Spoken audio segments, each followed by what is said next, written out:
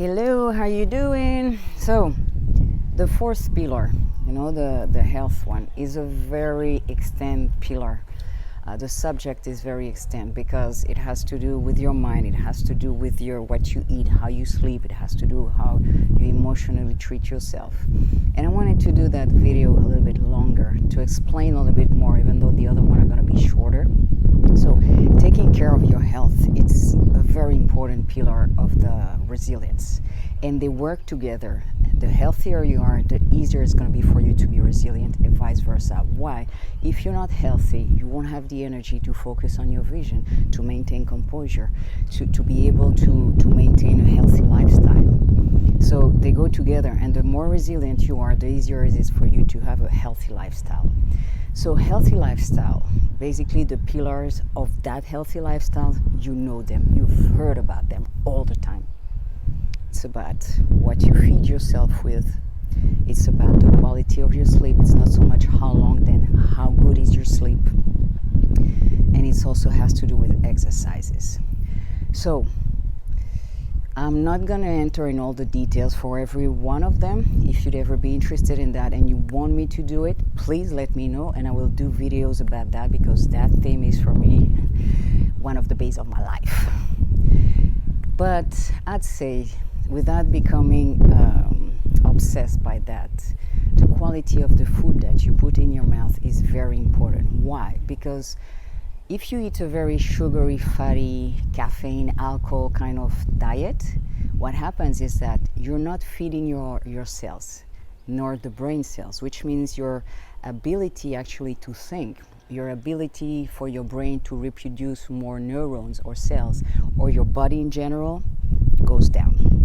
And you know what? What I think is that I only have one body for that life, and I want to take the best care of it for as long as I can. And then things can happen. I might get sick anyway, but I know that I'm trying my best to do it. So health, as far as feeding yourself, drinking is very important. Hydration is very important. You can feel tired. You can feel actually having headaches just because you are dehydrated. So for the diet, the rule of thumb, so that you're not obsessed with it, is that 80% of the time, have a healthy diet. What that healthy diet means: more vegetables, lean protein like chicken, like eggs, like fishes, hydration, less caffeine, 80% of the time. So how do you calculate 80% of the time? Well, how many meals do you make a day? You multiply that by 7 days, and 80% of those meals, make them like that, with more of the good stuff that will feed your body, nutrition your body and your mind. Because you know what? Your emotions are also depending on what you eat. And in fact, there is now the Psychiatric Nutrition, because they realize that some food alter the states and the emotion, and they might make your anxiety, your depression, or other things worse than if you eat some other stuff. So really, food, as far as nutrition, like really to help your body function, to have the energy without crashing during the day, is really important, because it's the base of the rest. If you're feeling sluggish, who's going to have the energy to work toward your dreams, your vision, your whatever? Nobody. So 80% of the time, remember, you have a healthy lifestyle, and the other 20, you enjoy what you have to enjoy without excess. And what I mean by without excess is not like, oh no, because I only have to eat 20%, then let me feed, let me drink. No, balance. You have a whole life to live like that, a whole life. So if today you want to enjoy your cake or your drink or your whatever, enjoy it. And the other thing about that is I do 80%, 20%. But you know what? The 20% I put stuff, like especially as far as sugar things, maybe high fat, natural. What I mean by that, if I buy chocolate, I'll buy some organic chocolate where there's real chocolate and not just like fat. I don't eat cookies from the supermarket, because most of the time they have hydrogenate oil. I don't want hydrogenate palm oil. I eat stuff as far as possible that are not so good for my lifestyle, that are, if I can possibly encounter them, that are actually locally made, that are not industrial.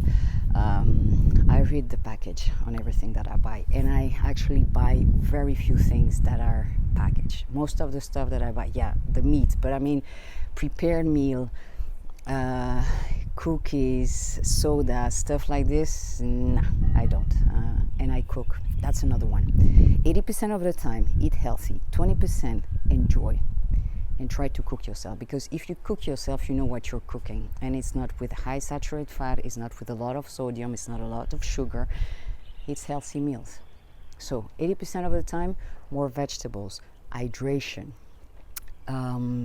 avoid sugary, fatty stuff, put more lean protein, and the rest, the 20%, enjoy. So that's for the food. As far as the sleep, very important. And why? Because when you're tired, you know it yourself. You're not going to be able to be so patient. You're not going to be able to think clearly. You're not going to be able to actually take the best decision. Why? Because you go back into your reactions and not so much into, okay, let's breathe, take a moment, let's think what's the best option, what's the worst option. So it's really, really important to have good night sleep. Protocol for that: avoid caffeine.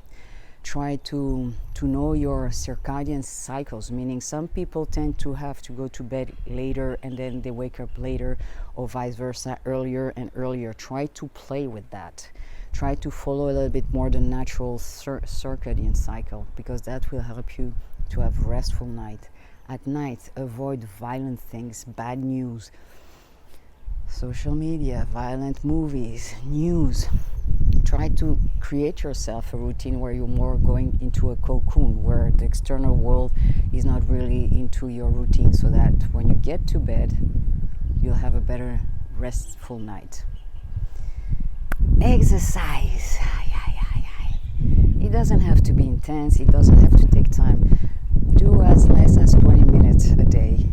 Go walking, stretch, run, weight, whatever. But you know what? Exercising is not just good for the body, it's also good for the brain, and because you oxygenate it, you help the brain, your brain actually thinks faster, you produce endorphins. So exercises is another great pillar for your health, for your mental health.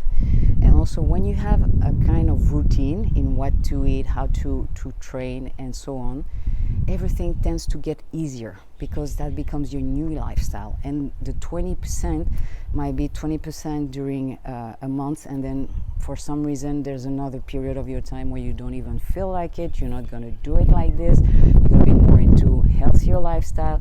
It doesn't matter, but what's important is that it has to become a lifestyle. Only one body for this life. Take care of it. Any question? Let me know below. Have a good one. Ciao.